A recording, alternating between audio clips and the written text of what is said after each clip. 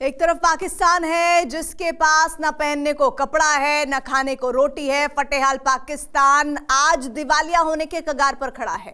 दुनिया के सामने पाई पाई के लिए गिड़गिड़ा रहा है, तो दूसरी तरफ हिंदुस्तान जो सीना ताने खड़ा है। भारत और भारतवंशियों का डंका आज पूरी दुनिया में बज रहा है। दुनिया भारत की ओर उम्मीद की नजरों से देख रही है। भारत कैसे धीरे धीरे ग्रोथ इंजन बनता जा रहा है दुनिया के लिए। देखिए अगली special report.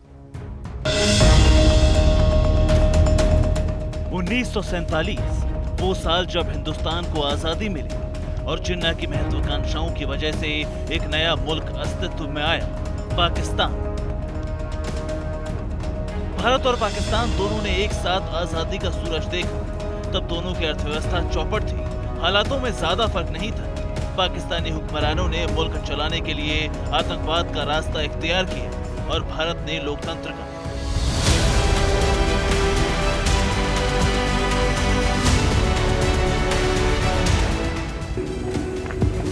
At the stroke of the midnight hour, when the world sleeps, India will awake to life and freedom.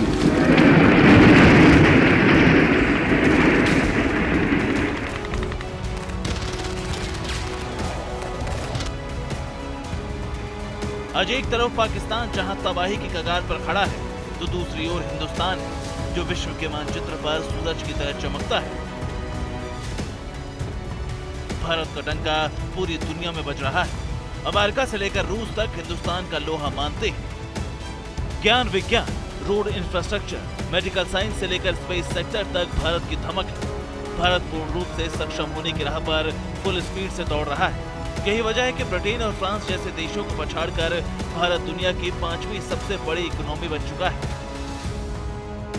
जब भारत विश्व की बड़ी इकोनॉमी से कॉम्पीट करता है, टॉप 5 इकोनॉमी में शामिल होता है, जब भारत अपने दम पर Tejas fighter plane, aircraft carrier, INS Vikrant और अरिहंत जैसी न्यूक्लियर सबमरीन बनाता है, तो स्वाभाविक है दुनिया और दुनिया के लोगों में क्यूरियोसिटी होती है कि भारत क्या कर रहा है, कैसे कर रहा है।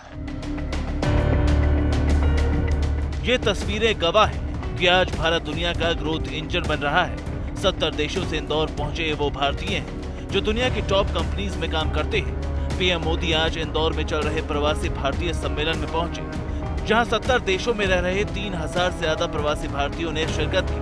मगर ये महज ट्रेलर है। लाखों की संख्या में भारतीय युवा दुनिया भर की कंपनियों की रीढ़ बनकर काम कर रहे हैं और देश का सिर गर्व से ऊंचा कर रहे हैं।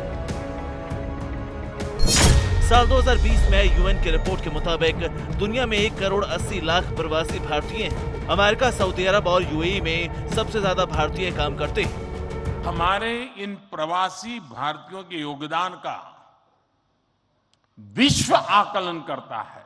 मैं आप सभी को, सभी प्रवासी भारतीयों को विदेशी धरती पर भारत का राष्ट्रदूत, ब्रांड एम्बेसडर कहता है।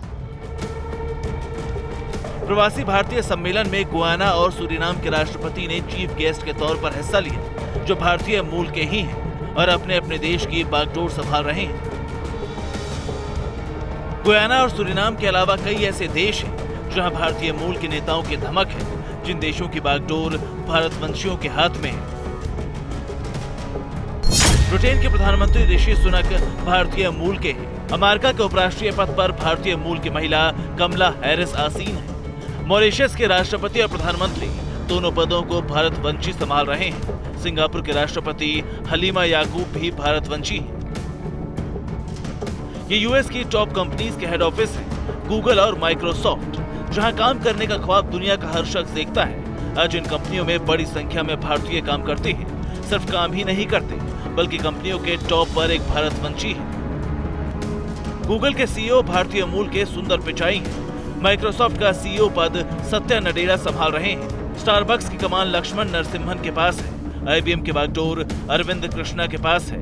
तो दुनिया की टॉप फार्मा कंपनी नोवार्टिस का सीईओ पद वसंत नरसिम्हन संभाल रहे हैं। आज भारत के पास न केवल दुनिया के नॉलेज सेंटर बनने का, बल्कि स्किल कैपिटल बनने का सामर्थ्य भी है।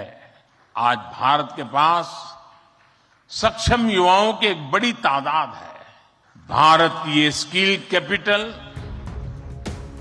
दुनिया के विकास का इंजन बन सकती है। स्किल के मामले में भारत का कोई तोड़ नहीं, फिर चाहे बात कंपनी चलाने की हो या भारत की सीमाओं को सुरक्षित रखने की चुनौती हो, जहां पाकिस्तान आज भी भीख में दिए हथियारों पर निर्भर है,